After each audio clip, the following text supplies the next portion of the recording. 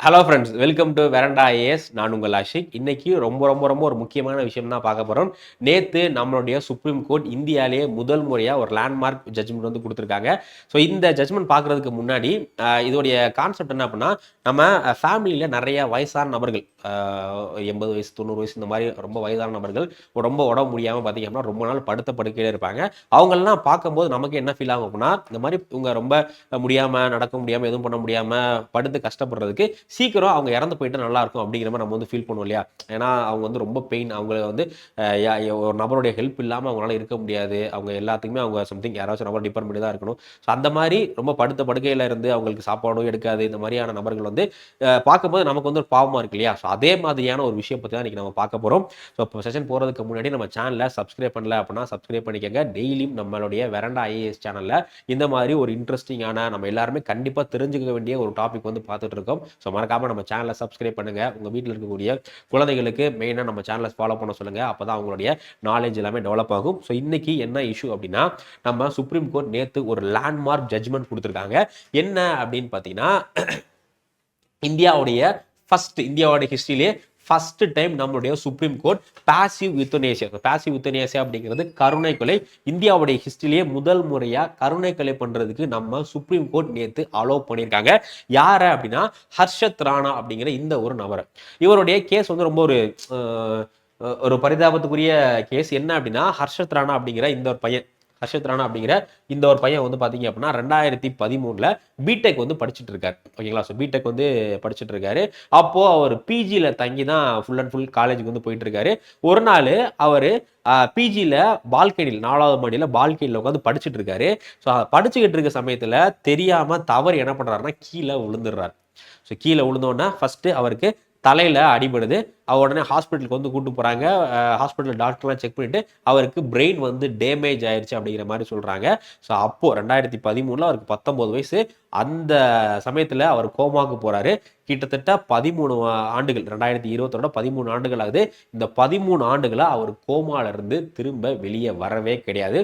So அவரை பொறுத்தவரை அவருக்கு ஃபுட் எல்லாமே பார்த்தீங்க அப்படின்னா ஃபுட் டியூப்ல தான் வந்து போயிட்டு இருக்கும். அதே மாதிரி அவருடைய கழிவுகள் எல்லாமே அதுக்குன்னு தனியாக டியூப் போட்டு அதில் தான் வந்து போகும். சமயத்தில் அவருக்கு வந்து மூச்சு திணறலாம் ஏற்படும். அதனால அவருக்கு மூச்சுமே வந்து பார்த்தீங்க அப்படின்னா ஆர்டிஃபிஷியலாக வென்டிலேட்டர் மாதிரி தான் வச்சு அவருக்கு மூச்சுமே கொடுத்துட்டு இருக்காங்க. இந்த மாதிரி 13 ஆண்டுகளாக பெர்மனன்ட் வெஜிடேட்டிவ் ஸ்டேட் அப்படிங்கிற இந்த ஒரு கோமா கண்டிஷன்லேயே வந்து இருக்காரு. ஸோ இப்போ டாக்டர் என்ன சொல்லிட்டாங்க அப்படின்னா, அப்போவே ஸ்டார்டிங்கே டாக்டர் வந்து இல்லை இவரை வந்து நீங்கள் இவரை வந்து க்யூர் பண்ணுறதுக்கு வாய்ப்பே கிடையாது. கோமாலிருந்து இவர் மீண்டு வர்றதுக்கு 0% சான்ஸ் அப்படிங்கிற மாதிரி டாக்டர் கை விரிச்சிடுறாங்க. பட் இருந்தாலும் அவர் மேல இருந்த பாசத்தில் அவங்க பெற்றோர்கள் என்ன பண்றாங்க அப்படின்னா, 13 வருஷமா அவருக்கு நிறைய ட்ரீட்மெண்ட் வந்து பார்க்குறாங்க. அவங்க கிட்ட என்னென்னலாம் சொத்து பத்துகள் இருக்கோ எல்லாத்தையுமே விற்று அவருக்கு ட்ரீட்மெண்ட் வந்து ப்ரொவைட் பண்றாங்க. பட் இருந்தாலும் அவங்களால அவரை திரும்ப ஒரிஜினல் ஸ்டேட்டுக்கு வந்து கொண்டு வர முடியல. இந்த ப்ராசஸ்ல வந்து பார்த்தீங்க அப்படின்னா, அவர் தூங்குறது முழிக்கிறது 2 விஷயம் மட்டும் தான் பண்ணுவார். இதை தவிர பேசுறதோ எதுவுமே அவரால் பண்ண முடியாது. சாப்பாடு முழுங்குறது கூட அவரால் பண்ண முடியாது. ஸோ அதனால அவருக்கு ஃபுல் அண்ட் ஃபுல் டியூப் இதுதான். ஸோ இந்த ப்ராசஸில் அவர் நிறைய பெயின், நிறைய வந்து வலிகள் அவருக்கு வந்துருக்கு. வேணா இன்ஜெக்ஷன் போடணும், சாப்பாடுல வெறும் லிக்விட் மட்டும்தான். அதனால ஃபுல்லாக உடம்பே வந்து ரொம்ப ஒல்லியா ஆள் உறுதியாத அளவுக்கு வந்து அவர் மாறி போயிறாரு. ஸோ இதனால அவங்க பெற்றோர்களுக்கு வந்து அவரை பார்த்துட்டு ரொம்ப வேதனையா இருக்கு. இந்த மாதிரி நம்ம பையன் வந்து இவ்வளோ வலியை வந்து தாங்கிட்டு இருக்கானே, இவ்வளோ வந்து பெயின் இது பண்ணுறானே, இவனை வந்து மறுபடியும் இதாக கொண்டுறதுக்கு டாக்டர் வந்து முடியல அப்படிங்கிற மாதிரி சொல்கிறாங்க அப்படின்னு சொல்லிட்டு இவங்க என்ன பண்ணுறாங்கன்னா, உங்கள் பெற்றோர் வந்து 2024 ஹைகோர்ட்டுக்கு வந்து போய் அப்ரோச் பண்ணுறாங்க. ஹைகோர்ட் அப்ரோச் பண்ணி இந்த மாதிரி என்னுடைய பையனை கருணை கொலை பண்ணுறதுக்கு பாசிவ் யுத்தனேசியா பண்ணுறதுக்கு அப்ரூவல் கொடுங்க. நாங்கள் வந்து அந்த அவனுக்கு கொடுத்துட்டு இருந்த மெடிக்கல் சப்போர்ட்டை எடுத்துடுறோம். அவன் உயிர் வந்து நல்லபடியாக போகட்டும் அப்படிங்கிற மாதிரி வந்து சொல்கிறாங்க. பட் அதுக்கு ஹைகோர்ட் அப்ரூவ் பண்ணலை. ஸோ அதுக்கடுத்த கட்டமாக என்ன பண்ணுறாங்க அப்படின்னா, அவங்க சுப்ரீம் கோர்ட்டுக்கு போகிறாங்க. சுப்ரீம் கோர்ட் அந்த கேஸ் எல்லாத்தையுமே விசாரிக்கிறாங்க.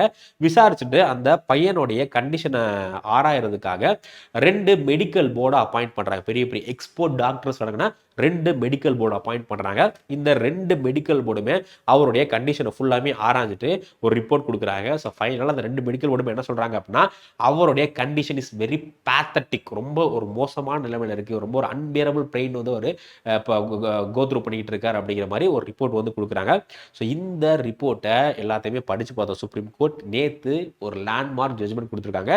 இந்த ஜட்ஜ்மெண்ட்டில் தான் இந்தியாவுடைய ஃபர்ஸ்ட் பாசிவ் யுத்தனேஷியா இப்போ ஹாரிஸ் ராணா அப்படிங்கிற இவருக்கு பண்ணுறதுக்காக அப்ரூவ் வந்து கொடுத்துருக்காங்க. ஸோ இதை பொறுத்தவரை இப்போ சுப்ரீம் கோர்ட் வந்து ஒரு முக்கியமான விஷயம் என்ன சொல்லியிருக்காங்க அப்படின்னா, passive euthanasia is a obsolete term. It should now called as a withdrawing and withholding of medical treatment. So இப்போ passive euthanasia அப்படிங்கிறது அது வந்து ரொம்ப டெக்னிக்கலான வார்த்தை.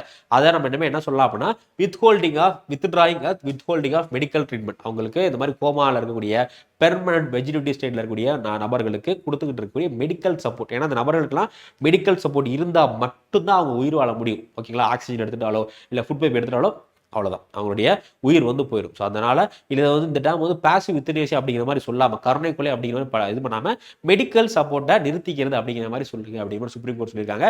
அதே மாதிரி கோர்ட் என்ன சொல்றாங்க அப்படின்னா, இவருக்கு போட்டு வந்து ஃபீடிங் டியூப் CNHN அப்படிங்கிற இது வந்து ஒரு மெடிக்கல் ட்ரீட்மெண்ட் தான். ஸோ அதனால இதை வித்ட்ரா பண்ணுறதுனால வந்து கரெக்டாக அப்படிங்கிற மாதிரி சொல்கிறாங்க. அடுத்து இப்போ என்ன ஆர்டர் போட்டிருக்காங்க அப்படின்னா, இவருடைய பேரண்ட்ஸ் வந்து இவரை வந்து எய்ம்ஸ் டெல்லிகிட்ட ஒப்படைச்சிடணும். ஸோ எய்ம்ஸ் டெல்லி என்ன பண்ணுவாங்க அப்படின்னா, இவர் வந்து இந்த பேலியேட்டிவ் கேர் அப்படிங்கிற இந்த ஒரு கேர், எய்ம்ஸ் டெல்லியோடைய பேலியேட்டிவ் கேர் அப்படிங்கிறது இந்த கேன்சர் ட்ரீட்மெண்ட் ரொம்ப கொடுமையான சிகிச்சைகள்லாம் உள்ளாகக்கூடிய நபர்கள் இருக்காங்க இல்லையா, அவங்களுக்கு ஒரு நிவாரணத்துக்காக இருக்கக்கூடிய ஒரு டிபார்ட்மெண்ட் தான் பேலியேட்டிவ் கேர் அப்படிங்கிறது. ஸோ இப்போ இவரை வந்து சுப்ரீம் கோர்ட் என்ன சொல்லியிருக்காங்க அப்படின்னா, இந்த ஹரிஷ் ராணாவுடைய உடலை எய்ம்ஸ் டாக்டர் கிட்ட கொடுத்துடணும். அந்த எய்ம்ஸ் டாக்டர் இவரை வந்து இந்த பேலியேட்டிவ் கேரில் வச்சு கொஞ்சம் கொஞ்சமாக அவருடைய உயிர் வந்து ஈஸியாக போகிற மாதிரியான விஷயங்கள் வந்து பண்ணுவாங்க அப்படிங்கிற மாதிரி சொல்கிறாங்க. So AIIMS Delhi to palliative care so that withdrawal is human and painless. அந்த இதெல்லாம் வந்து வித்ட்ரா பண்ணுறதுனால அவருக்கு ரொம்ப பாதிப்புகள் இதெல்லாம் ஏற்படாத மாதிரி ஸோ அவருடைய இதை வந்து பார்த்துக்கணும் அப்படிங்கிற மாதிரி வந்து சொல்லியிருக்காங்க. ஸோ இப்போ இந்த ஜட்மெண்ட்ல சுப்ரீம் கோர்ட் என்ன சொல்றாங்க அப்படின்னா, இதுவரை இந்தியாவில் இந்த பாசிவ் யுத்தனேசியா அப்படிங்கிற இந்த விஷயத்துக்கு ப்ராப்பரான ஒரு லீகல் விஷயம் வந்து கிடையாது. ஓகேங்களா, பாசிவ் யுத்தனேசியா பண்ணுறதுக்கு என்ன ப்ரொசீஜர் என்ன ஏது அப்படிங்கிற எந்த விதமான லீகல் ஒரு லாபம் வந்து கிடையாது. அதனால சுப்ரீம் கோர்ட் என்ன சொல்றாங்க அப்படின்னா, கூடிய சீக்கிரமே நம்ம லெஜிஸ்லேட்டிவ் நம்முடைய பாராளுமன்றம் வந்து பாசிவ் யுத்தனேசியாவுக்கு ஒரு லா கிரியேட் பண்ணணும். ஏன்னா லா கிரியேட் பண்ணாதான் அதுக்கான ப்ராப்பரான ரூல்ஸ் என்ன ரெகுலேஷன்ஸ் என்ன அப்படிங்கிற மாதிரி எல்லாமே கிளியராக இருக்கும். ஸோ இப்போதைக்கு கோர்ட் மட்டும் தான் கைடன்ஸ் கொடுத்துருக்காங்க. இந்த பாசிவ் யுத்தனேசியாவுக்கு இந்தியா லா கிடையாது.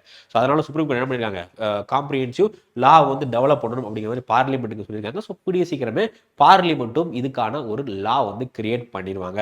ஓகேவா. ஸோ இப்போ இந்த இதில் நீங்கள் மெயினாக தெரிஞ்சுக்க வேண்டிய வார்த்தை என்ன அப்படின்னா, யுத்தனேசியா அப்படிங்கிறது கருணை கொலை. யுத்தனேசியா அப்படிங்கிறது கருணை கொலை.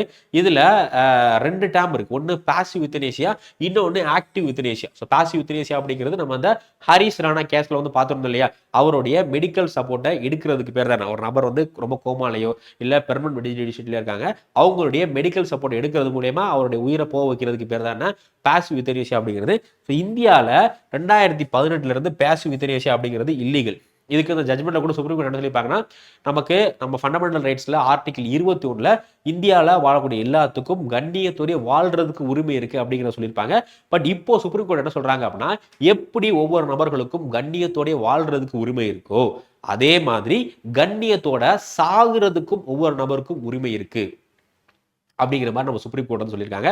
ஸோ அதனால இந்தியாவில் பாசிவ் யுத்தனேசியா அப்படிங்கிறது லீகல். ஓகேங்களா, இந்த மாதிரி மெடிக்கல் சப்போர்ட்டை எடுக்கிறது வந்து லீகல். பட் இந்தியாவில் ஆக்டிவ் யுத்தனேசியா அப்படிங்கிறது இல்லீகல். ஆக்டிவ் யுத்தனேசியா அப்படிங்கிறதுனா, இப்போ ஒரு நபர் அவர் நல்லா இருக்காரு இல்லை கோமாலா இருக்காரு, அவருக்கு இன்ஜெக்ஷன் போட்டு அவரை சாகடிக்கிறது.